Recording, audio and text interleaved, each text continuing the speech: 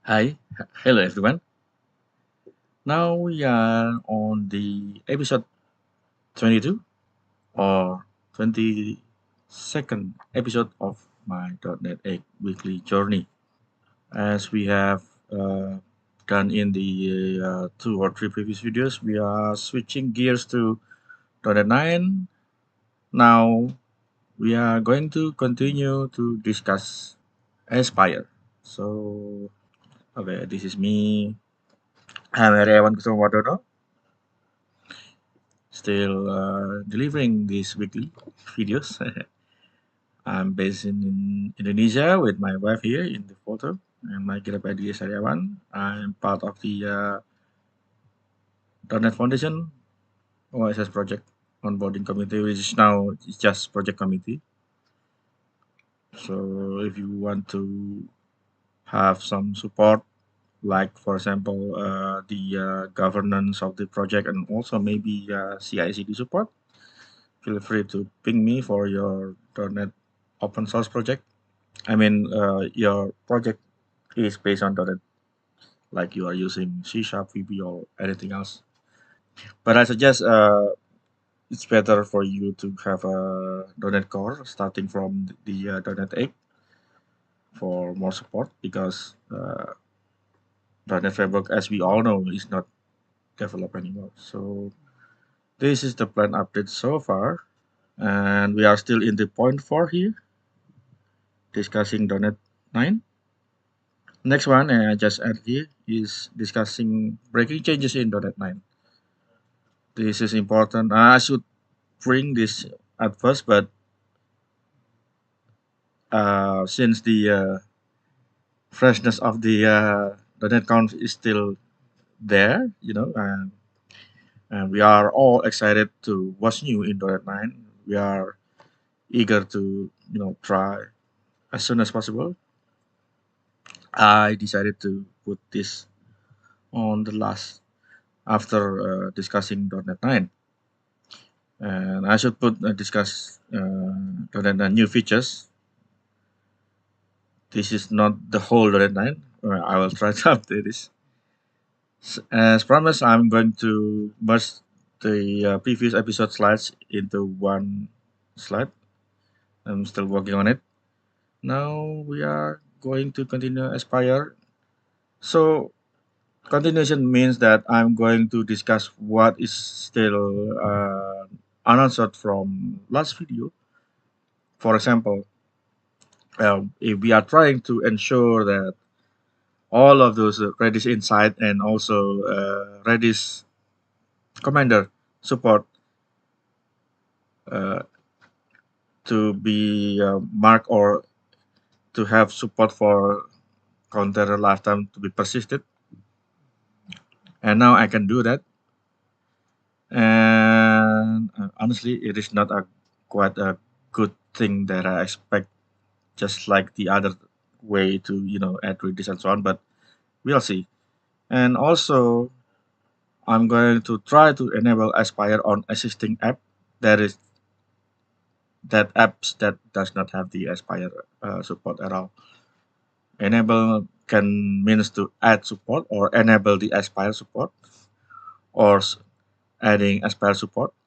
Depends on what you are trying to do, but basically those are the same. So if you are assisting web projects or web app, or either you have a web API projects, you want to enable Aspire on that existing project, we can do that. And I'll show you in the demo. So hopefully, if time permits, this video will be the conclusion video of all of the ecosystem of Aspire, and I should give you enough ways to enable Aspire, and also in some sense adding additional support such as database. And a database can be more than one kind of databases like SQL Server, Postgre, Oracle, and many more, including on top of the additional layers of technology that previously we have in the .NET Core and also in the .NET Framework, like the ORM of Entity Framework. There is a support for Entity Framework for SQL Server, Entity Framework for Postgre, and so on, so on. And on the yeah, I should mention also. Yeah, I almost forgot. There is also support for SQLite. I'll show you if time permits. But it is basically the pattern is the same. So the initial ways to add support for those toolings or features like database and maybe another kinds of monitoring or even just another kind of cache like Garnet, for example. Microsoft has its own Redis compatible and it is called Garnet. It is open source. So this will hopefully close the some of the discussion on the ecosystem, especially enable Aspire on existing app. This is crucial, and hopefully I will not blow myself up because there is also some not so great news. I'll tell you later, and that forced me to update my Visual Studio while I'm working on something else. Okay, let's start this. And this is the previous facts and specification. And as I have said just now before, so I have to update my Visual Studio to 17.12.3, if I'm not mistaken. Why? Because there is some kind of a breaking change that somehow disables some of the compilation. I'll tell you later. And that makes me wonder what's going on. And then I have to update my Visual Studio. Of course, the last update also will update something else. For example, my SDK is now 9.0.101.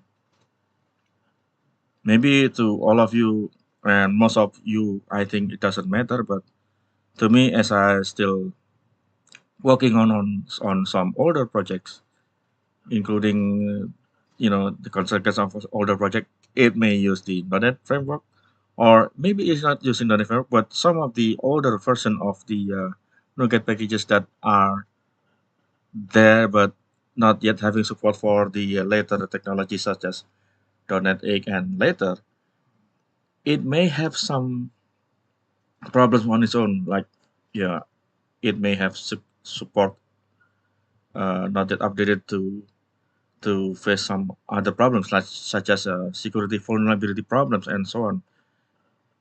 And this is something also related to security, and Microsoft has also been aware about that long before the release of .NET 9.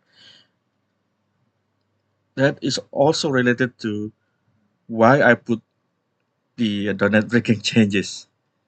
And hopefully that breaking changes will also conclude this discussion on this year, because this weekly videos is only for 2024, a way to provide you smooth migration from .NET 8 to .NET 9, but also try to provide some enough ways to trying to not just keeping up with the releases. We all know that every even version number is LTS version, and every odd version number is STS, which is short term, and the support is just 1.5 year compared to the LTS is 3 years. So like we have here, 29 is 1.5 year compared to 38, and the upcoming even version numbers such as .NET 10 will have support time frame for 3 years. I know this .NET is not yet released. It will be released on 2025, or as usual on November, of course. But it will have support time frame of 3 years, and the development is actually starting this month.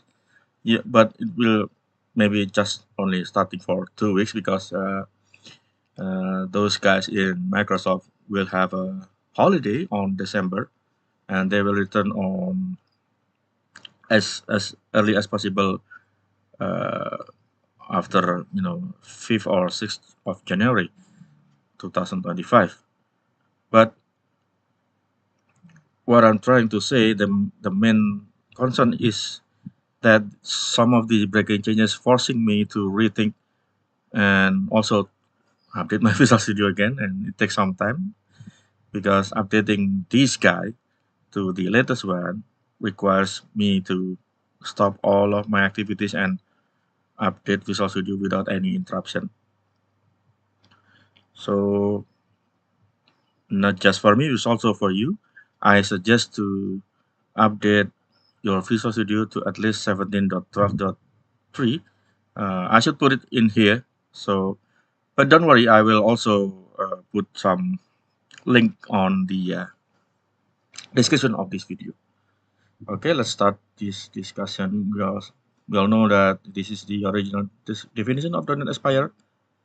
It's a set of powerful tools, templates, and packages for building observable, production-ready apps. Yes, we all know that it is opinionated, meaning that you have to obey some rules to enable Aspire, and it is already dictated by Microsoft. The Aspire tooling, and this is why it is opinionated.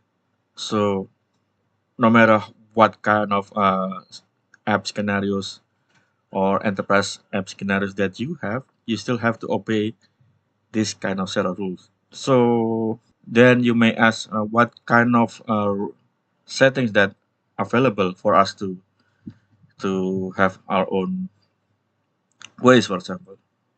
Which is why hopefully this video will try to give you some starting demo to if you have existing app, then you add the Aspire support, including the ecosystem support of the Aspire, like having a Redis, having a database, and so on, so on, add it on your existing app that, most of us know that I still believe that most of us really don't have that kind of apps that is, Aspire ready yet. And for for all considerations, there are some disadvantages if you really want to have this kind of way to, if you are part of the team that develop the apps, and you are part of the many of teams that develop the apps, the situation or condition might be different. And I just remember when I start to create this week's video, which is why I'm also going to explain later as part of the demo runs. So we have discussed this, right? Using the starter template, like starter app, you will see that you have a support for Redis and so on, so on, so on.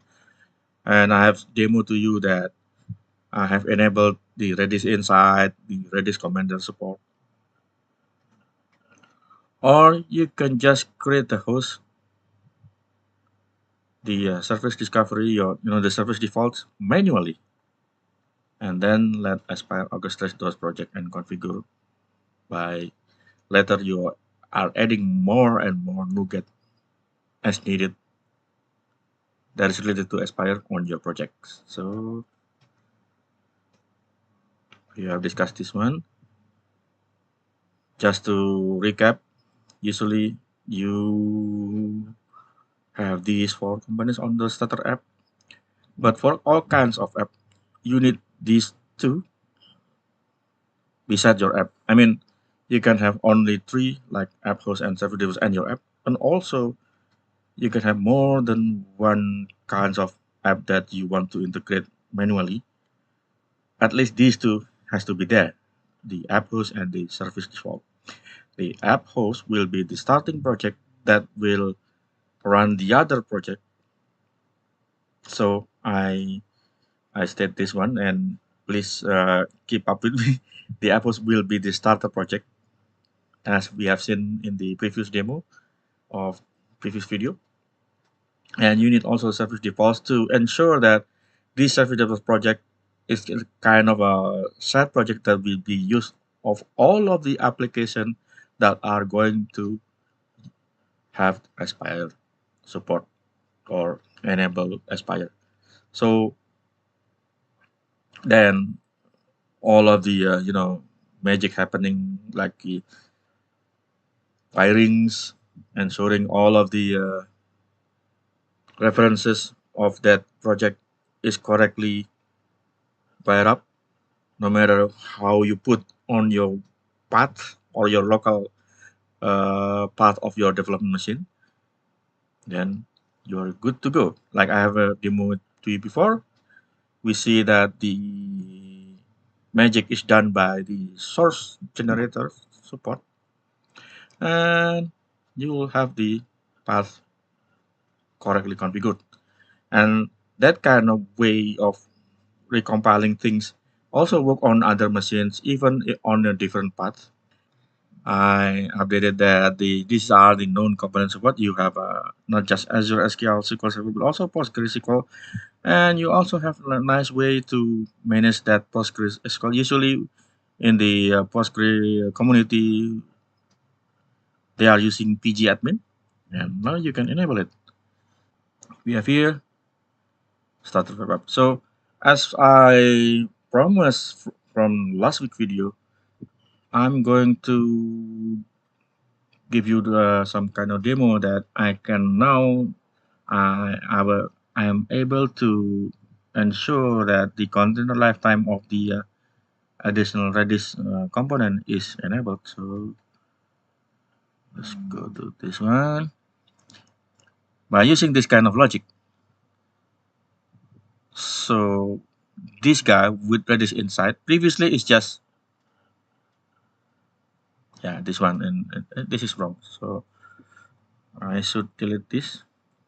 Previously it's just this without any arguments. Now, if I want to configure the Redis inside itself, then I have to use the other kinds of what is the term for that? Override, the other overrides of this method. So if I press F12, okay, now we have it. There is this is basically extension method of this type, a resource builder that use Redis resource, and then the next parameter is an action, and by default it is null. Next one is the container name, by default it is null. So you can also configure this to point to your own container, or if it's not specified, Aspire will create the container when it runs. And then this configure container, the action is used here. Then it invoke the object. Basically, you don't have to understand this now, but what I'm trying to say is the only way to get the instance of the Redis inside is by supplying this inside this. So the Redis inside instance is known inside this delegate, which is an action. Action means that it doesn't have any return value. It can have parameters, but the common convention, if you want to have a function pointer as parameter that you don't need any return value, you can have action either with no parameters or with parameters. If you want to have a delegate that returns a value, some values, I should say a value, not some values, sorry, then you can use func or other kinds of delegate that with that has the same signature as func that returns something. Now I'm configuring that to now that I get this as a parameter and put this into the parameter of the this one is actually a anonymous delegate, and I mark it or use lambda syntax with the Redis inside. Then I could configure dot with lifetime and set the container lifetime persistent. Okay, now let's try to run this. Before that, I'm going to instantiate my Docker desktop to ensure that it has Docker support. It should not take much time. There you are. So, yeah, I think it is running. Okay, now I'm going to run this guy. Okay, it is succeeded, but why? Why? It is not responding. Okay, I have the images. Okay. Oh, I understand. So since I have updated my .NET SDK to 101, then I have to, yeah, ensure that it is run at least once. While we are waiting for this to run, uh, the attempt certificate is, okay. Uh, Timeout, but it can log. No. Oh, it seems okay. Now it runs. So as you see, the way this is running, so this two is persistent, and this is okay, ready second for. Let's look at the Docker. We're running containers. We see that. Okay, I think I'm going to enlarge this guy a bit. Yep. Or maybe just close this. So we have here Redis cache and the Redis inside here. Just to prove my point, I'm going to turn this thing off again. Hang on. Close this one. Need to check something. Hopefully this runs okay.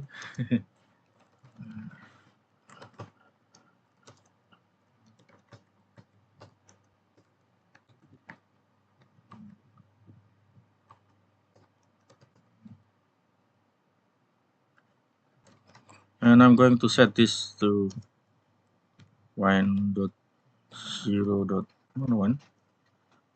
Again, I forgot the syntax. So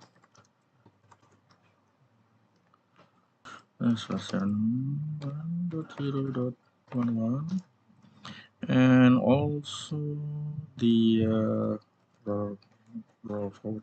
Let's copy this one. I'm not going to prepare this for latest major, no, just to ensure that this only applicable for 9. Oh, yeah, it's already available, and I have to use test file to override it. Great. And then it's already there. Just to ensure that I'm not missing anything, because I'm going to delete this. Okay, it seems everything is already in place. There is no, welcoming message. RD. Great. We have a clean directory again now, and let's run it. Go back to the starter app. You'll see that this is still running for the inside, and let's see if it tries to create a new container or not. But we are going to see it. Hopefully I don't have the USC prompt asking for the .NET again. So everything seems okay now. And where this one? No. Okay, road path is on. Oh, wrong apps. Oh, I keep hitting the wrong sample app. Yeah, that's not this one. Yep. Not now. So let's look at the Docker here. So it is still using the same container as long as it is running. But it if it is not running, that will start the container again. But as you see, it is not creating a new instance of container. So it is using the old one. Only the Redis commander is always creating a new one. So in order to also quickly see that you are running the container lifetime uh, persistent is looking at these icons. So there is a pin that says the container is persistent and won't be stopped when the app house is shut down. So these are always running. That's it. Now I have answered the problem to ensure that the Redis Insight and also Redis Commander is up. The next thing is, what if we are going to rename this as the way we could or we would like to? Because we could rename the cache, we could rename the API service, we could rename the web end, but I don't know. I still don't know how to rename this cache commander cache inside by default.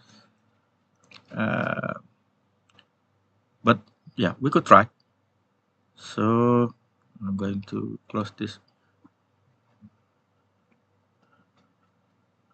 Let's see. Does it have a name or something? So with Redis. Okay, let's try to look at the source code with Redis. With Redis inside. With Redis inside.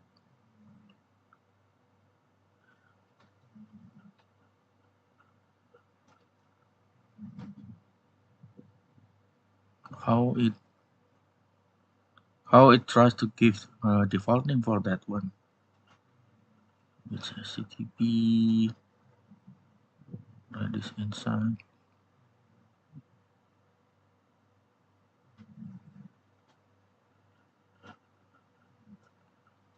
Okay, builder.resource.name. So builder.resource.name.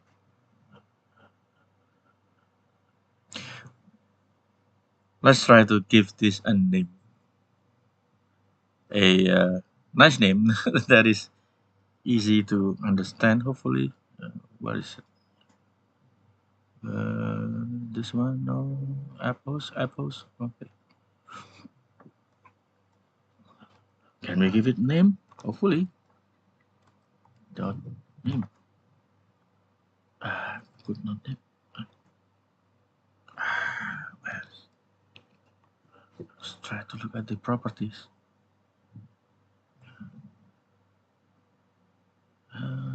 Resource. Ah, I see resource. Oh, this is cool.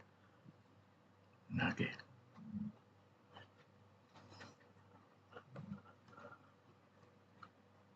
So I could try to name it this. What is it? Do some name? Yeah, it's not known here. So it is read only. Oh my, it is read only. Let's see. So because this is the builder.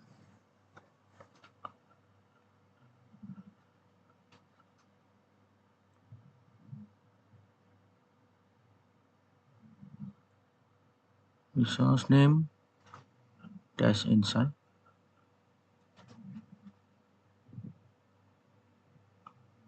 New Redis inside resource.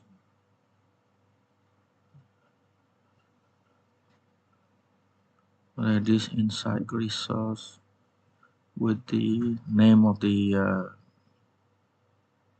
container name. Okay.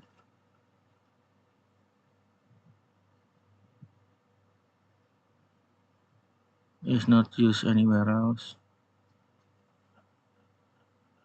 We'll do that.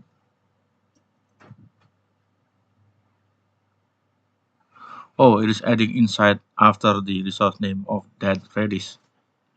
Ah, man.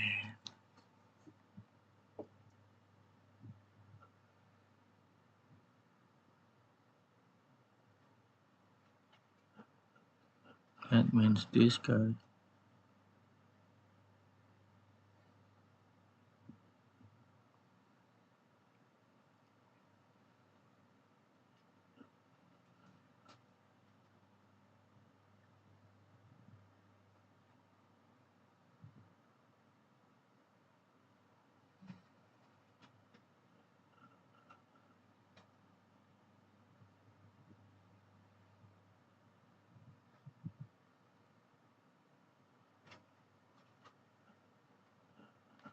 I think this is executed. So Redis inside that with image registry, with HTTP endpoint.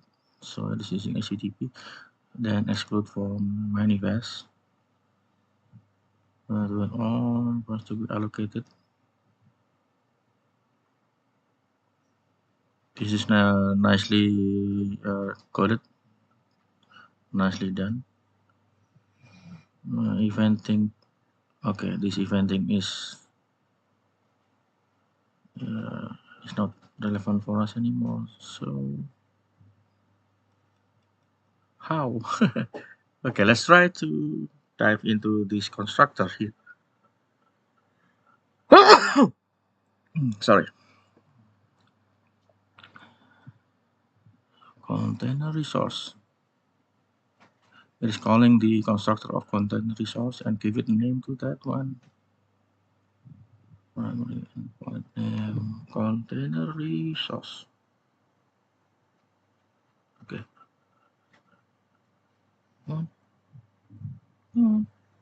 Yeah. And it is calling the constructor of resource with the name. So, okay, container resource derived from resource. Okay. Name is a getter.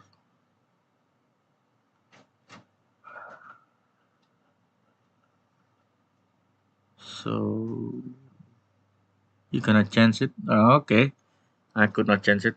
Okay, and this is not nice. How are you going to? So it seems like the naming depends on the name of the original this guy. Ah, okay, you cannot do that. That's a sad fact. So based on this pattern, so let's say we are going to enable to ensure that with this commenter is also set with the with lifetime content and lifetime dot persistent. We could try, and now we are using the same pattern as above. I just name it practice commander, and we are using the same lambda syntax here.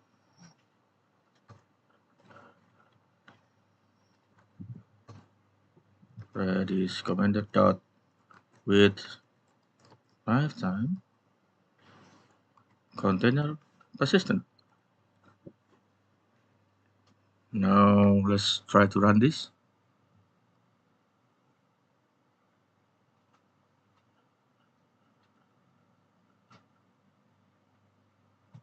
Hopefully should not take long because I already downloaded the image. Now all of three have the icon that defines that this is also persistent. So cache commander is persistent, cache insert is also persistent. This is a good thing. And I'm not suggesting you to have this kind of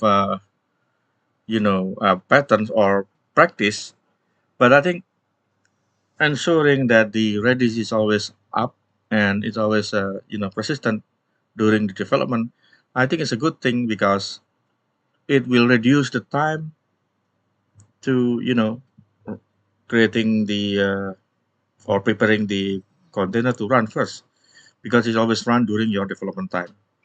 I know that my machine is quite maybe powerful at this time.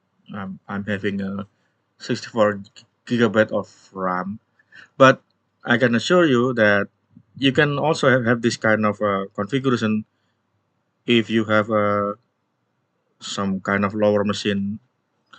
Let's say if you have a 16 gigabyte of RAM and you decide to ensure that these three are running persistent, like the container doesn't, kill after you kill the app host, for example.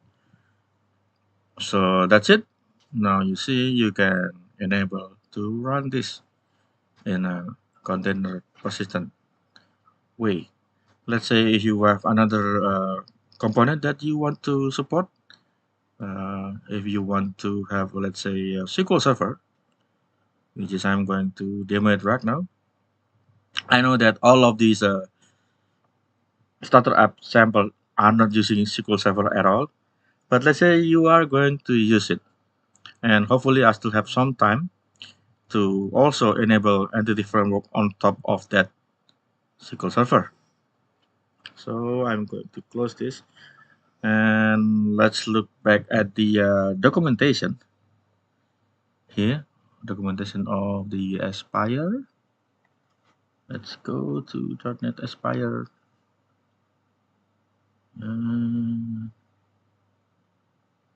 Yeah,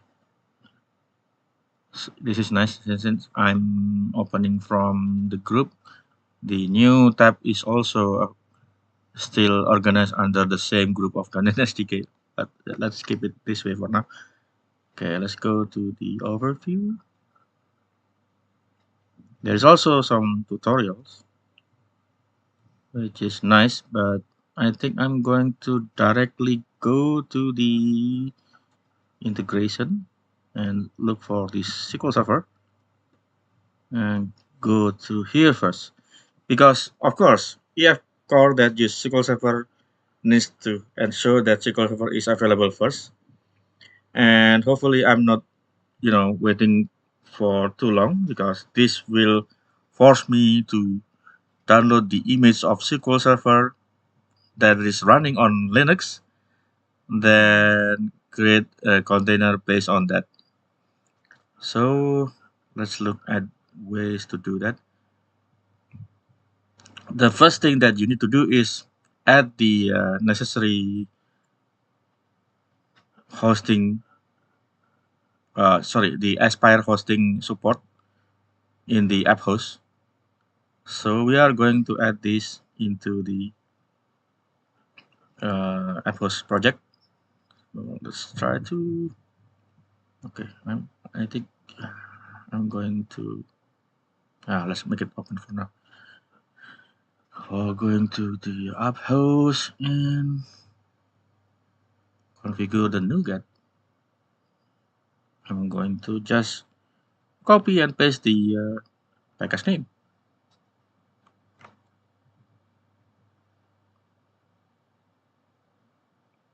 Going to do this browse. There you are. You have Aspire hosting SQL Server, and you have a nicely icon. This is the SQL Server logo, which is nice. Then I'm going to use this latest table 9.0.0. As you see, it has dependencies to many things such as JSON patch, humanizer.core, gRPC, and so on. So on. Yeah. Okay, I'm going to ignore this for now. Let's install it.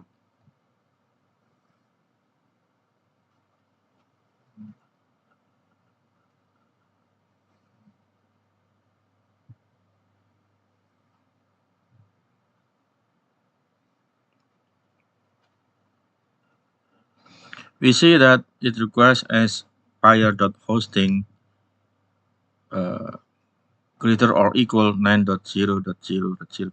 I suggest to pin a specific version for this one because there will be some updates and so on. But for now, you can ignore. Okay, it needs installing this one. We already have the Aspire hosting, so it will not install Aspire hosting in this NuGet restore. So let's see. Wow, you have system memory, data. Okay, you are going to install this OpenID and so on. So on. I don't know. We are not going to use OpenID, but yeah, let's just install this guy. So let's click apply. Accept this one, and now let's see the dependencies here. Okay, we have SP Aspire hosting SQL Server version 9, and you have a child depend. No, this is not the child. The parent dependencies. List of the parent dependency, of course. Aspire hosting. Okay.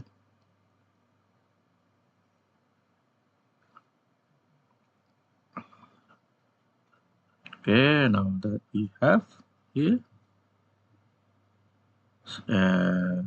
just to check, it is created by Microsoft.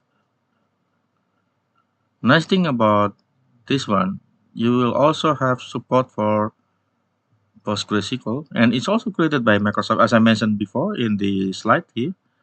This also have support for pgadmin, if I'm not mistaken, but we could try it later.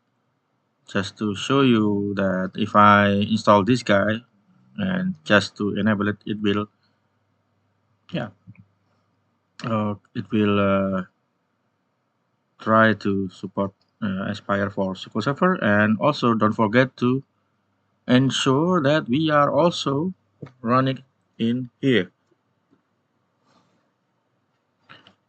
So let's add SQL Server. I have here for SQL Server DB. And, well, it's already done for me. SQL Server DB with lifetime scope. And no, I'm not going to use the DB migration. Having DB migration means that you are going to use entity framework, which is uh, nice, but I'm not going to use in this demo for now. What is this scope? This is strange. Oh, yeah, yeah. So that suggestion is not working nicely. So okay, for now I'm going to make it as persistent, and I'm going to enable the SQL Server on API project. But for now, let's see that if I could run this, independent of running the API service or the web front end. So let's start this.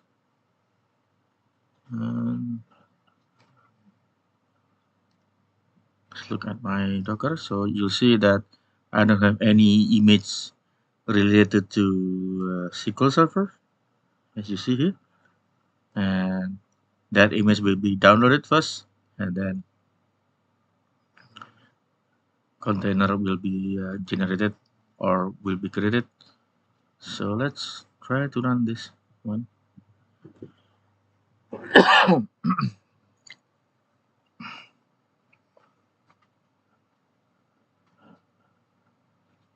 Yep, we are now seeing the dashboard. Now we are seeing this guy downloading images from this guy, as you will see on the log of my Docker here. Um, where is it? Oh, not yet. Okay, let's try to look at the log for SQL Server DB on the console.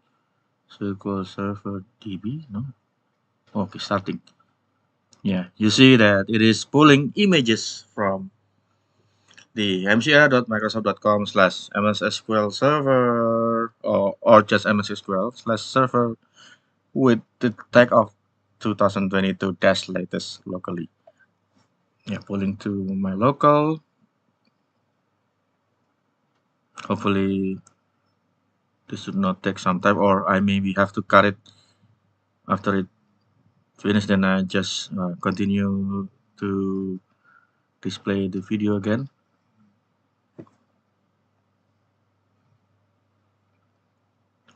You see that it is so easy to add those support like I have done here.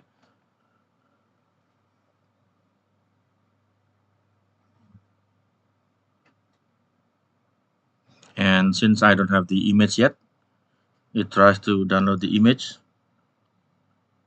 And if it is done downloading, it will show here.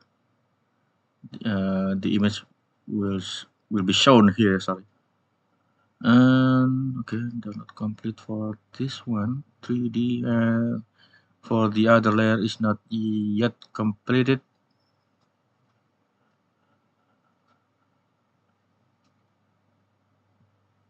Okay, I think I will pause this and again continue after the download complete, and so you don't have to wait for long.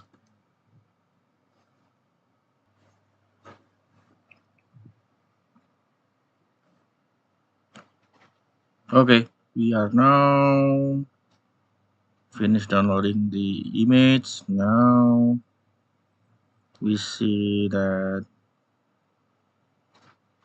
yeah, it is doing something like some initialization to ensure that it upgrade the version 1 to 2 or something. Server is listening to connection IP version 4, IP version 6. Okay. Successfully initialize the TLS.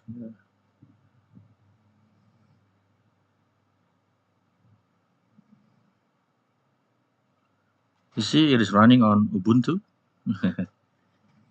And it is quite lightweight.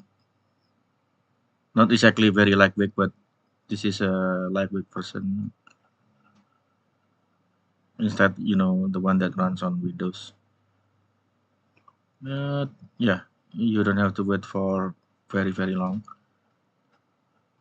You'll see that it will be showing here SQL Server, and the container is also running right now. SQL Server DB dash 1 to blah blah blah. It is using the image of SQL Server with the tag of 2022 dash latest. So it is running. This proof that it is somehow quite easy to add this one. Now it is running. The container is also persistent. So just to prove whether this is exactly the same SQL Server or not, I have SQL Server Management Studio installed here to check whether that will actually run or not. So is there any way to to see the connection string. Hopefully I could see. Let's go back to the log of that one. Where is it? Oh yeah, this one. Okay. Let's where is it? Where is it? Where is it? Go to this one.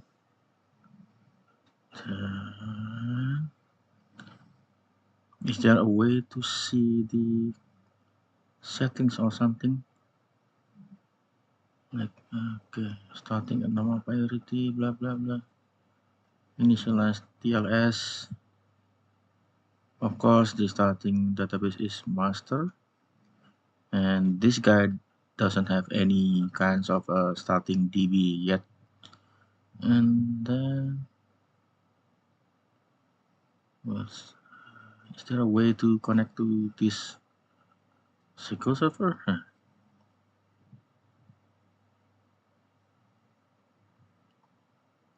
An error occurred while evaluating the password. Oh wow.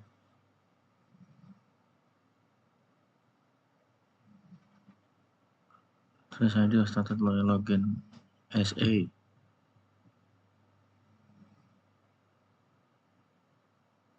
MDB. Let's try to browse this, see whether it is available or not. Database engine, and I don't have it. Retrieving data, no?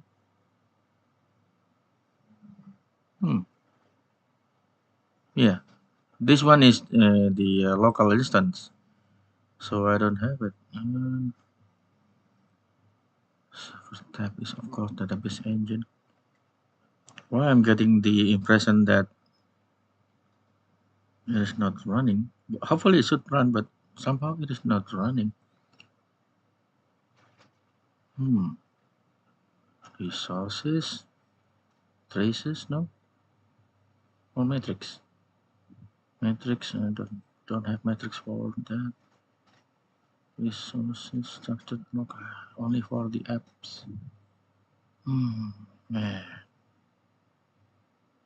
Okay, at least I've proven to you that I can add SQL Server exactly as it is. And the next thing is configure it. Okay, let's go back to the help.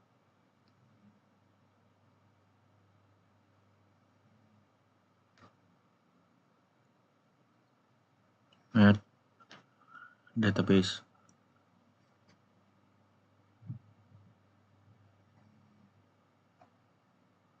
Container resource lifetime.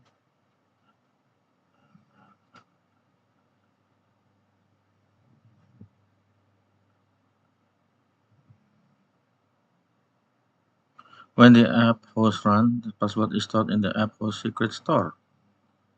Where is added?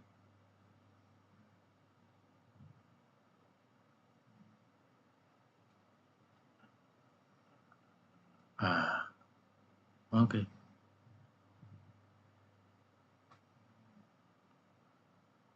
Oh, okay. We can also connect to an existing SQL server.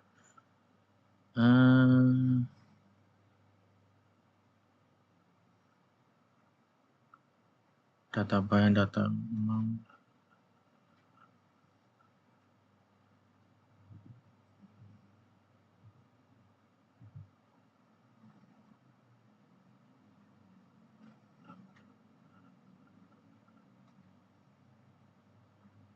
Add SQL server.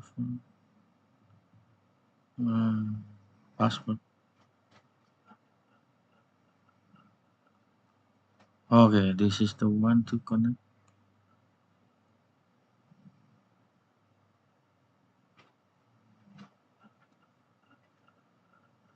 Open Management Studio, additional management parameter tab. Paste the connection string.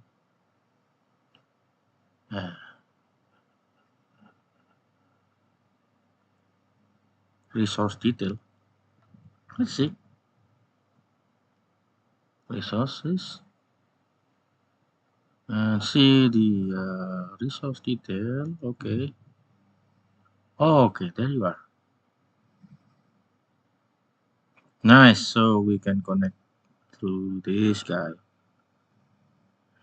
Okay. And this is the SA password. Oh. Okay, it's using TCP of. Okay.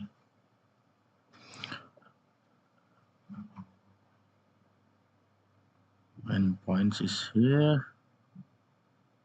I'm going to use this as the port name. Surely this is strange, but let's try.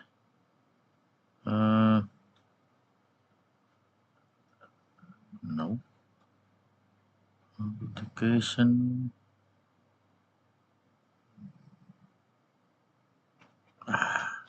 Connection properties. Trust certificate. Why I could not change anything in this? There. Please browse for more. I don't need this. Let's try to use this localhost thing and use the password contained here. I'm not worrying changing using this one because this is only available on my local machine, so don't bother to try to connect to my machine, right? So you'll also be ensured that this is also available on your own local machine, not visible from others, unless you told you are unless you are telling the container configuration setting to do so. So let's paste it here. Remember and try to connect from here. Hopefully, I could connect. Let's go back to the settings while we are waiting. DB check is healthy. Yeah.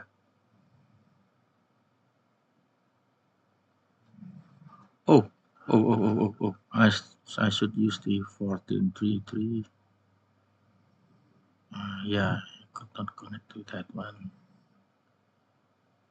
Oh, TCP target port.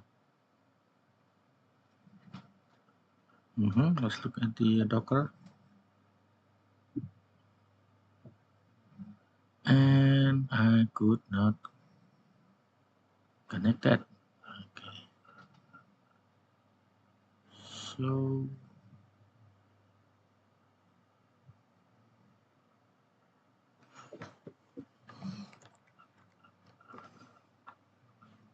this one, connect.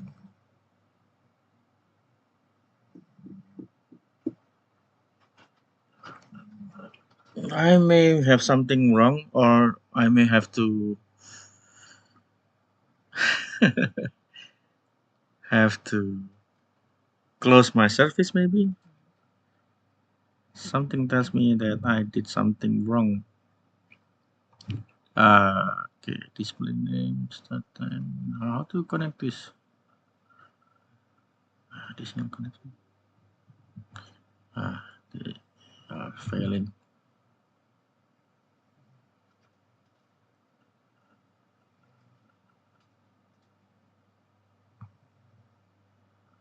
Server name is localhost.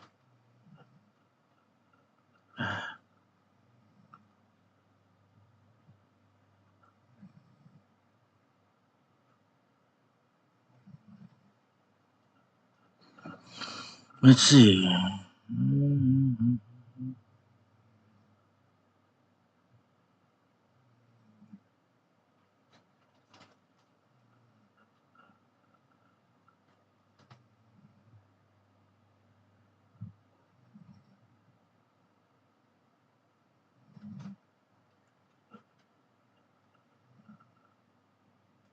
connection strings underscore name, connection strings underscore name. Okay, connection strings underscore name. Where is that?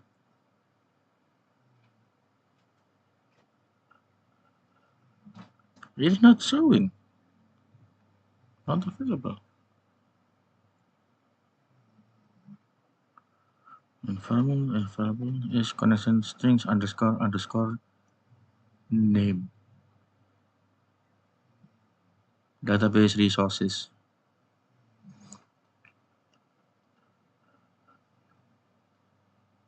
Oh, okay. I will add database from this one. Resource details pane. Uh,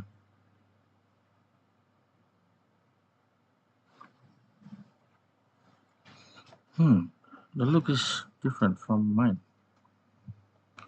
So I'm going to go here and click resource view details.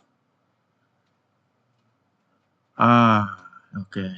Let's put it below resource. Where is that connection?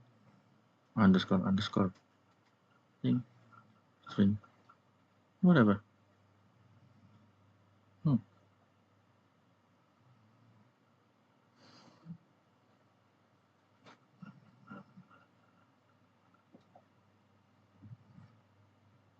Okay, this is the connection string for the Redis cache.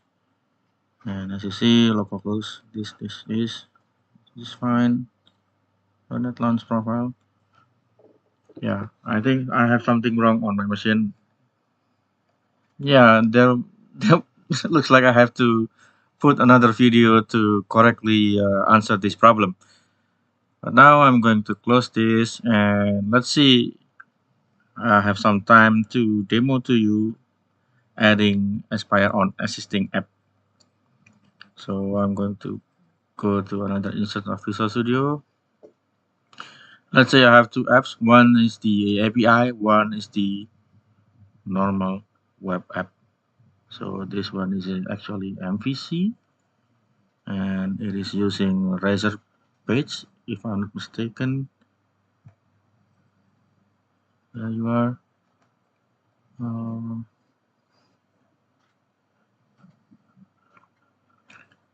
So we have here home controller.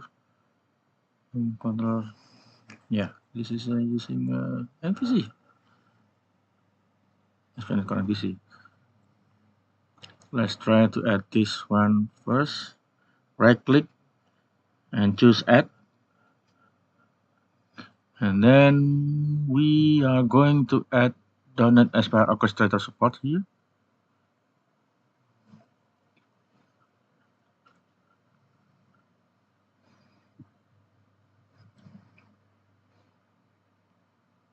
Project name prefix is sample enterprise web app.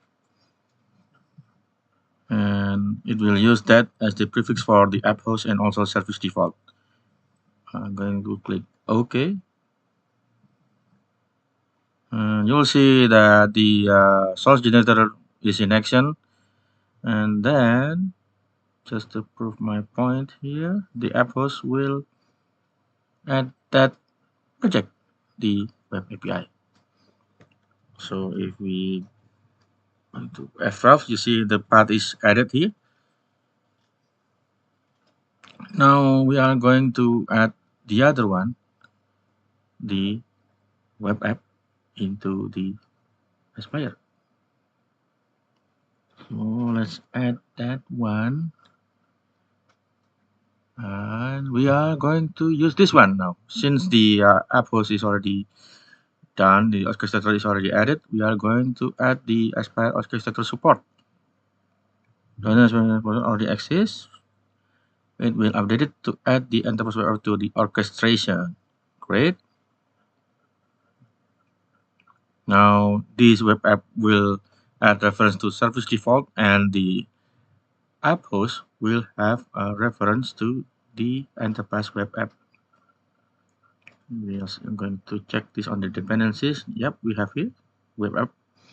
And the program.cs will also add the necessary add project with the reference of this guy. So let's save all and let's try to run this and ensure that app host is already starting. Oh, we have already. This is nice. So the app was already set to start a project. And let's try to run it. At least you will see these two is up. The Enterprise Web API, the Enterprise Web App.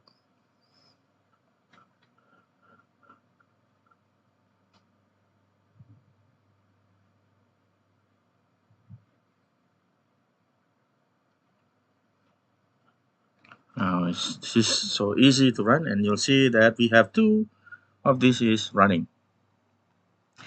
So I know that this is a very simple sample, and if you are just running this without any kinds of further updates, you will have no advantage from Aspire, unfortunately. So okay, let's try to go to this one. Open it. Let's see. Uh, this is just a simple home, and we are going to see whether we have some. Yeah, we have here. Do we have a trace? Okay, we have a trace now, but we will not see other things. I think just a sorry, normal trace. Yeah, so you have here, and to me, why it is not quite useful just adding this. I know that you will have the nice view of uh, way to have traces and so on, so on, so on. But this isn't a fully good sample of enterprise app because you will have support for database. Either you are using SQL Server or anything else like uh, Postgre, MySQL, or so on, or even Oracle. Doesn't matter. And also, usually you should have a Redis cache available. So in this, I don't have Redis cache available, but you can enable it. And I'm going to add Redis for this sample enterprise web app. To close, hopefully I have some time to quickly finish this. I'm going to copy those from the app host. And I'm not going to, add these bells and whistles. Only these two. And I'm going to name it with the other names. So the common best practice is ensure that you add the Redis before you reference other projects such as the API and web app and many things other than Redis. So Redis should come first. This one. Still errors because I don't have the NuGet yet. Let's keep it for now, and I'm going to add that Redis in this project, or simply just use the fixes. No potential. I think I'm going to add manually manage to get packages and aspire dot hosting dot redis and we don't browse. There you are. I'm going to add this. If you want to do local development, don't use the Azure.redis. Use the hosting Redis. That means that you are hosting Redis on your local, not on Azure. That is a simple way to explain it. Okay, let's install this NuGet. Just apply and accept. It is using MIT, so we're good. And we're done. And to close this, this should be not error anymore. Not in error anymore. So we can try to run this, but to make it more interesting, let's say we are going to add Redis into this web API. So dot with the I'm just going to copy from the other project. So with reference, yeah, I'm going to reference that with reference.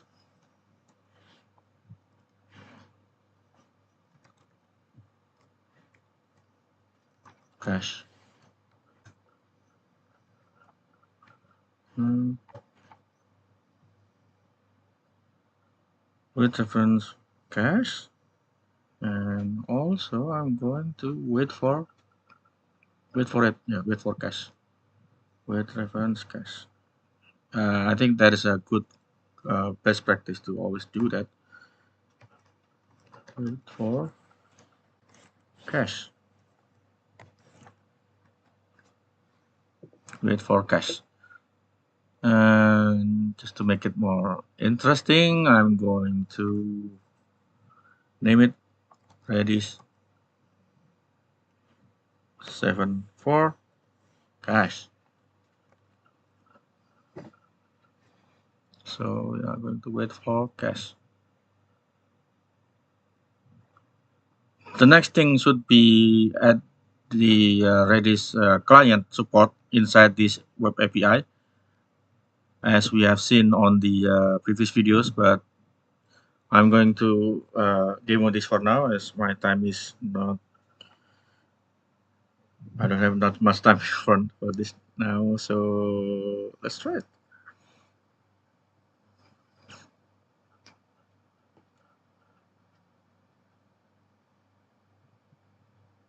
Log into dashboard. Not now. Yep, it is running with my name.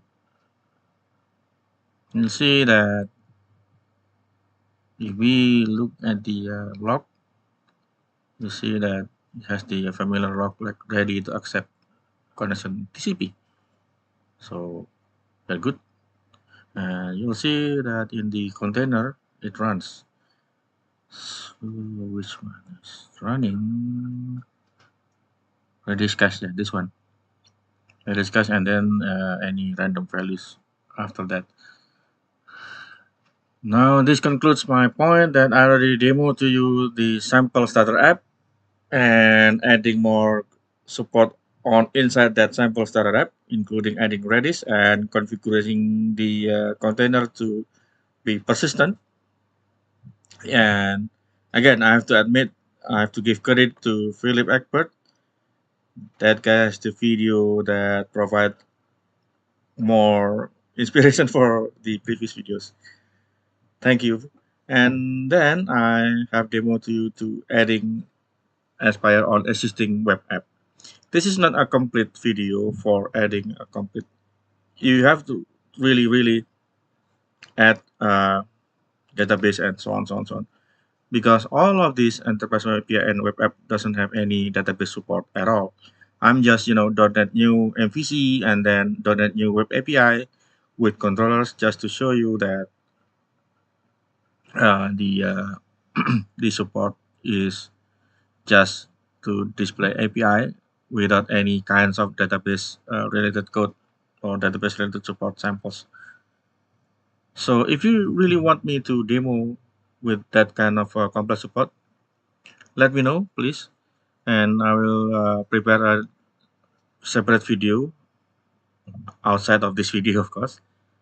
But that will require me more time to prepare it because I need to exactly understand whether I could connect to the existing database or not, or something like that. So that requires me to really understand further or deeper what's going on, because it can be that my SQL server is disrupting the container or vice versa, which is something that I have to find out yet. And then the next step will be the discussion of the breaking changes. I'll let you know if I have a way to quickly find out some things that are still yet unanswered, like the way to ensuring that adding this should be easier, for example, or a way to update the existing app of the starter app like we have here to use the name. I don't think I have the answer for that, and maybe we cannot do that at all. I don't know, but at least should be a way to, let's say, if we cannot do that, then maybe or just maybe we could just rename it to unique for this app. So because I prefer to have a separate Redis cache just to isolate the problem. So if that Redis is having some problem, then it will not, disrupt the other Redis instance. To me, it is better to have that kind of separate isolation. It is easier to, to isolate if there is something wrong on that kind of instance related to this app or related to this group of app inside this one solution of Aspire solution. That brings you more details or more control of finding out what's going on, what's the problem that happened before you, like in front of you. So that's it.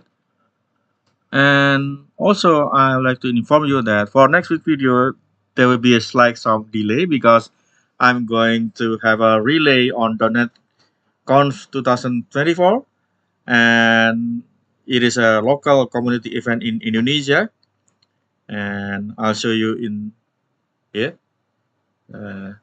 So unfortunately, it is already filled in. All of the seats available is not longer available anymore. But I'll try to, if I could not record it directly at real time, I'll try to maybe try to summarize on what are the presenters are presenting at that .NET Conf. It will be on 12th December. So next week, this is why I'm going to post my next video after the event. So the next video will be mostly discussing the breaking changes. As I have mentioned before, there is a breaking changes that are quite not noticeable or notable, like removal of binary formatter, and also the latest one that I just find out, changes in the behavior of the way NuGet is resolved. So I'm going to open my command prompt here just to close this one, and also I'm going to close this one. Oh, okay. And now let's open the Visual Studio installer. I haven't copied the release note, so let's look at this one. Hopefully it should open new web browser. Come on. You see, I'm using 17.12.3 now. Okay, this is you see, okay, this one that I tried to mention before. So look at errors after upgrading from VS 7.11.6 to 7.12 with .NET 9. So .NET 9 has these breaking changes. I'm going to, yeah. And the solution is here.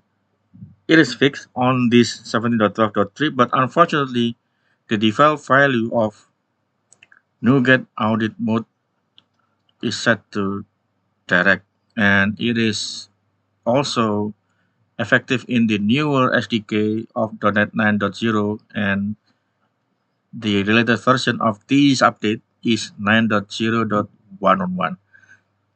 So this is why I have to update my .NET SDK and ensure that this behavior is set to more compatible against the older or old version of some NuGet packages, because then it tries to always mark some warning as errors when the original setting is not direct.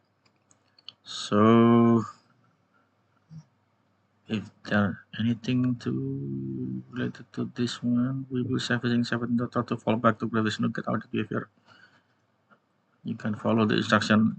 The or related help documentation is this.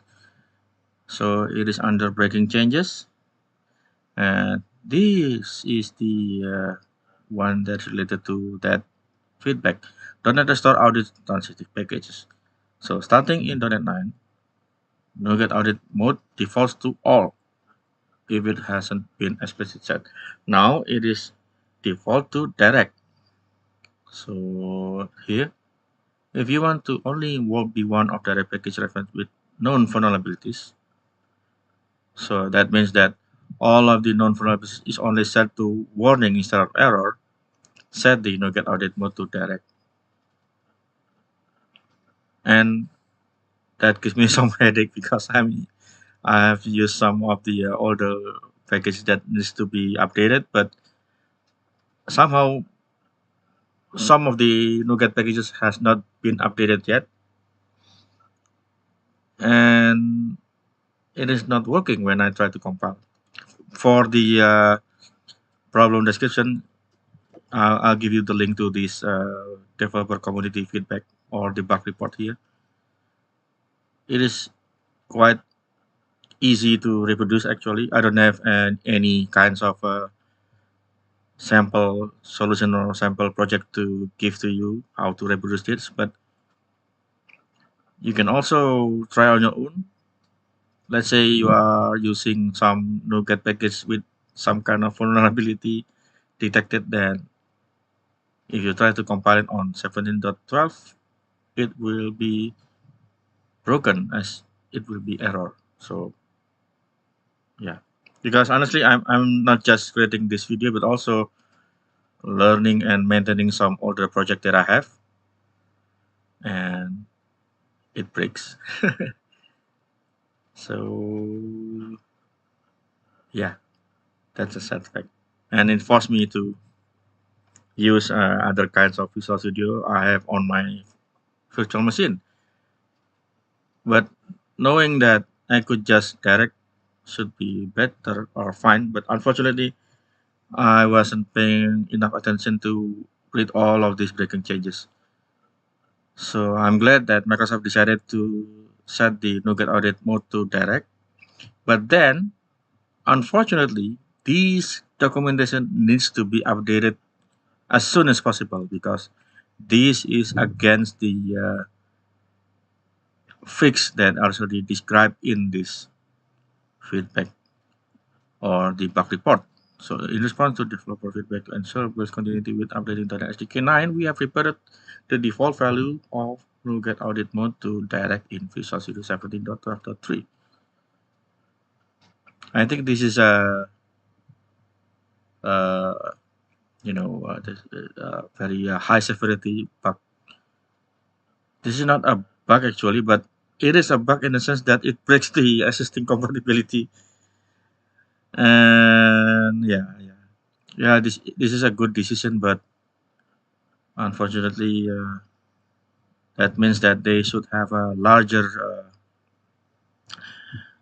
surface areas to test, larger scenario. This will add more scenario for them to test, and yeah, I know it's good one to have the NuGet audit mode, but somehow if it breaks the existing ways of the code, then they should be aware of it. This is why, to me, it's also not just breaking change, but also breaking change that brings a bug, and then they refer it to, oh my god, to set to direct. And yeah, I'm speechless like now. Uh, as always, I will give you the link to this one. And remember that on next week, I will upload the video a bit late. So maybe on Friday instead of the same day of Thursday, because I'm focusing to, you know, give speech on my local event. As always, don't forget to like if you enjoyed this video, and also subscribe, so you will not miss my updates. I'll see you next week. And some of you, if you are from Indonesia, especially if you are in Jakarta, don't forget to attend my local developer community event. And it will be nice to know that you will see me directly, face to face, and feel free to ask me anything related to .NET Core and .NET 8 and beyond. I'm not saying that I'm the most single person that knows everything. I'll try to answer all of your questions. And again, I would like to have a constructive discussion, constructive feedback, not just for my video, but also if you directly, join my event, that would be great to ask me anything. And I will present the topic of Aspire. So basically, you will see a compacted or compressed version of these 2 weeks, this week and the last week, into 1 hour, or not just 1 hour, 40 minutes speaking. So I'll try, but I have done some learning, so I think I will use my existing code just to remark and comment and uncomment to quickly demo it, hopefully. And I'll see you next week. Again, don't forget to like and subscribe.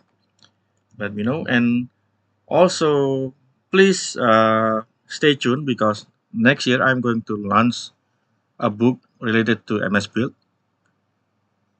And then hopefully I will also launch a book related to Aspire, but only to get a nice introduction, but with more detailed sample, including configuring all of the known scenarios, like if I want to connect to the existing instance of SQL Server, maybe, then I could do that.